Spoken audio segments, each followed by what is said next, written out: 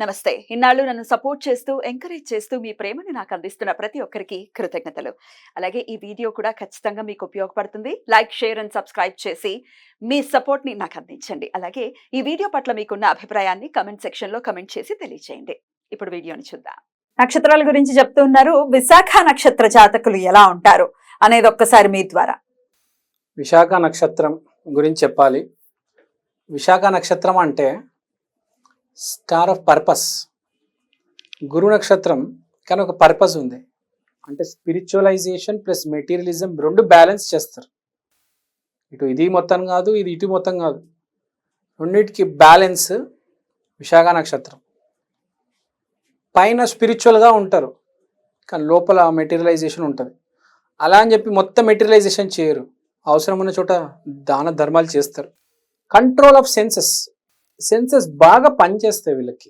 అంటే వీళ్ళకి కళ్ళు కానీ ముక్కు కానీ మెయిన్ ఏంటంటే వీళ్ళు అలసిపోరు, ఫోకస్ ఎక్కువ ఉంటుంది, high focus people.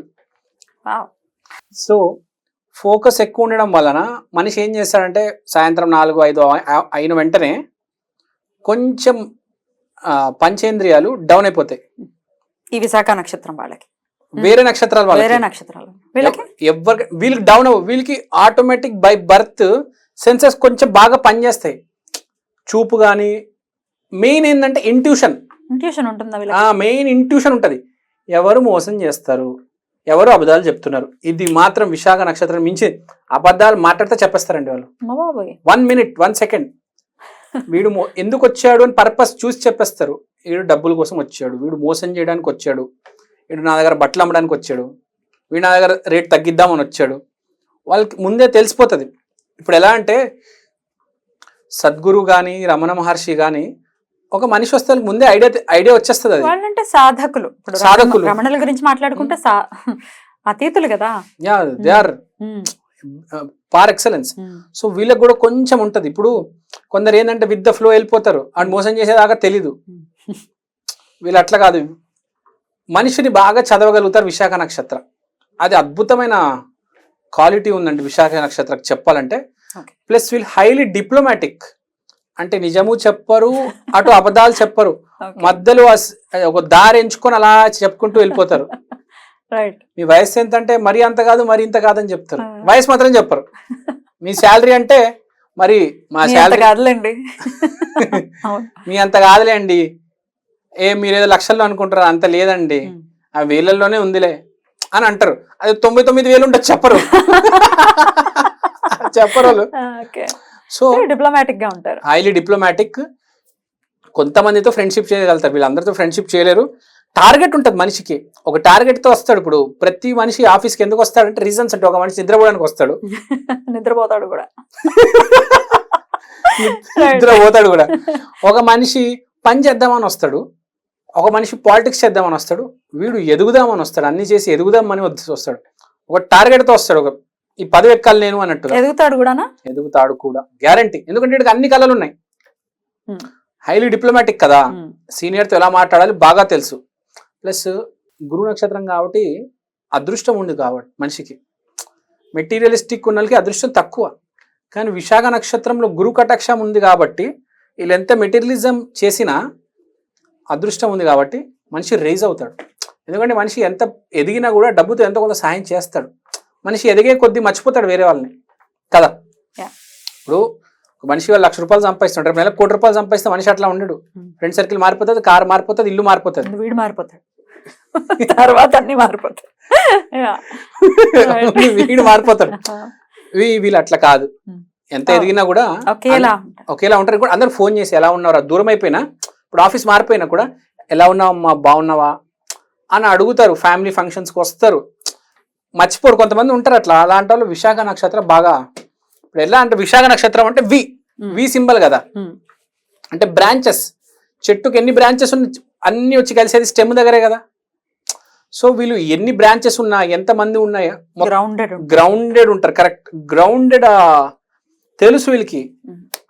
Ground level మనుషులు అంటే ఏంటి, ఇమోషన్ అంటే ఏంటో తెలుసు. గాల్లో ఎగిరే బ్యాచ్ కాదు వీళ్ళు. సింహం అంటే కొంచెం గాల్లో ఎగురుతుంది, వీళ్ళు టైగర్ సింబల్ వీళ్ళది తెలుసు, అందరితో మాట్లాడతారు.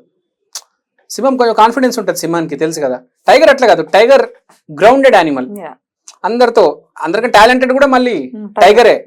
మళ్ళీ అందరితో బాగా మాట్లాడుతుంది, నేను పెద్ద గొప్ప అని చెప్పదు. అదే సింహరాశి నేను గొప్ప నాకని ఎవరు లేరు, నువ్వెంత నేనెంత, నన్ను నిన్ను కంపేర్ చేస్తావా, నా బతికేంటి నీ బతికేంటి, ఇది సింహం.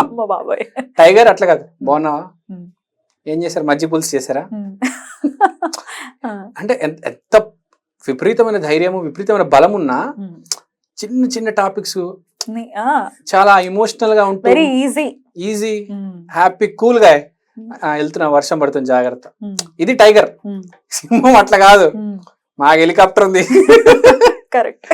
అరుణాచలం చుట్టూ హెలికాప్టర్ల ప్రదక్షిణలు కొడతా నేను, ఈ రేంజ్ లో మాట్లాడతాడు. సో ఇది ఉంటుంది కొంచెం. సో మంచి గుడ్ పీపుల్ విశాఖ, ఓవరాల్ గా మంచోళ్ళు. బట్ కోపం చాలా ఎక్కువ విశాఖ అనేది వింటాం. ఎందుకంటే టైగర్ కి ఇంజస్టిస్ జరిగినప్పుడు, అధర్మం ఎదురైతే విపరీతమైన కోపం వస్తుంది. అక్కడ సింహం నుంచున్నా, ఒక నక్క జింక ఎవరి నుంచున్నా తిరగబడుతుంది, ఆలోచించదు. అధర్మం జరిగినప్పుడు నుంచి ఉంటుంది ఫస్ట్ టైగర్. టైగర్ లో చాలా గొప్ప లక్షణం, కానీ ఇంపల్సివ్నెస్ చాలా ఎక్కువ ఉంటుంది అనేది సర్వసాధారణంగా ఉంటదంటే. ఇప్పుడు మనుషుల మధ్యలో ఉండగానే ఇరిటేషన్ వస్తుంది. మనుషులు అంటే తెలుసు కదా, అందరు మంచోళ్ళు, 99% మంచోళ్ళు కాదు ఫ్రాంక్ గా చెప్పాలంటే. ఎక్కడో ఒకటి ఏదో ఇరిటేషన్ చేస్తారు, పుల్లలు పెడతారు. వీడు ఊరుకోడు కదా, వీడు ధర్మానికి కట్టబడి ఉన్నాడు. కోపం విపరీతంగా వస్తుంది, ఎందుకంటే ప్రతి చోట ఇంజస్టిస్ జరుగుతుంది, చూస్తూ ఉంటాం కదా, రోడ్డు మీద కావచ్చు, ఆఫీస్లో కావచ్చు, ఎక్కడికి వెళ్ళినా ఇంజస్టిసే ఉంది. మోసం చేద్దాం, డబ్బులు లాగేద్దాం. మంచోళ్ళు 1% అండి. ఇరిటేషన్ ఉంటుంది, కోపం ఉంటుంది, షార్ట్ టెంపర్ ఉంటుంది మనిషికి. కానీ అదే మనిషి అరుణాచలం వెళ్ళిపోతే, తిరుపతి వెళ్ళిపోతే, మంచి సత్సాంగీతంలో బాగుంటాడు. వాడికి ఎవరైతే దగ్గర ఉంటారో ఆ వాళ్ళతో చాలా బాగుంటాడు. వాళ్ళకి తెలుసు ఇటు చాలా మంచోడు అని, రియల్ గా మంచోడు ఇతను. ఏ ఫీల్డ్స్ లో ఉంటే వీళ్ళకి బెటర్ గా ఉంటున్నాం, వీళ్ళు ఏ ఫీల్డ్ లో అయినా బెటర్ అండి. కానీ వీళ్ళకి ఏంటంటే మల్టిపుల్ ఫీల్డ్స్, ఒకటే ఫీల్డ్ నమ్మకుండా, విశాఖ అంటే బ్రాంచెస్ కదా, ఒకటే దాంట్లో డబ్బు పెట్టకుండా, ఇప్పుడు స్టాక్స్ లో కొద్దిగా పెట్టుకుని, గోల్డ్ లో కొట్టుకొని, అదే నాలెడ్జ్ తెచ్చుకొని, అంటే వీళ్ళు ఆటోమేటిక్ గా వీళ్ళు నాలెడ్జ్ వస్తుంది. స్టాక్స్ లో కొద్దిగా పెడతారు, గోల్డ్ లో కొద్దిగా పెడతారు, వీళ్ళు కంపెనీలో కొద్దిగా పెడతారు, ప్రాపర్టీలో కొద్దిగా పెడతారు. అంటే ఒక జానర్ ఉండదు వీళ్ళు. బట్టలు కావచ్చు, ఆర్నమెంట్స్ కావచ్చు, ఒక డిజైన్ మళ్ళీ రెండో డిజైన్ రిపీట్ చేయరు వాళ్ళు. ఒక రోజు చేసిన బట్టలు మళ్ళీ రెండో రోజు చేయరు. చాలా వేరియేషన్ ఉంటుంది జీవితం, ఒకటే దాని మీద ఆధారపడరు. కొంతమంది ఉంటారు రోజు తెల్ల చొక్కా వేసుకుంటారు, వీళ్ళు అట్లా కాదు. అన్ని కలర్స్ ఉంటాయి, ఈ కలర్ తక్కువ ఈ కలర్ ఎక్కువ అని కాదు, అన్ని కలర్స్ బట్టలు వేస్తారు, అన్ని ప్లేసెస్ చూస్తారు, ఐలాండ్స్ చూస్తారు, బీచెస్ చూస్తారు, డెజర్ట్స్ చూస్తారు. సో బేసిక్ గా విశాఖ నక్షత్రం కంప్లీట్ గా చెప్పాలంటే హై ఫోకస్ నక్షత్రం, బ్యూటిఫుల్ నక్షత్రం, మీరు చెప్పినట్టు అద్భుతమైన నక్షత్రం. చాలా బాగుండాలి వీళ్ళు, నేను కూడా కోరుకుంటున్నా. థ్యాంక్ యూ చాలా చక్కగా వివరించారు. ఇక నెక్స్ట్ ఎపిసోడ్ లో అనురాధ గురించి మాట్లాడుకుందాం. నమస్కారం అండి. నమస్కారం, థ్యాంక్ యూ.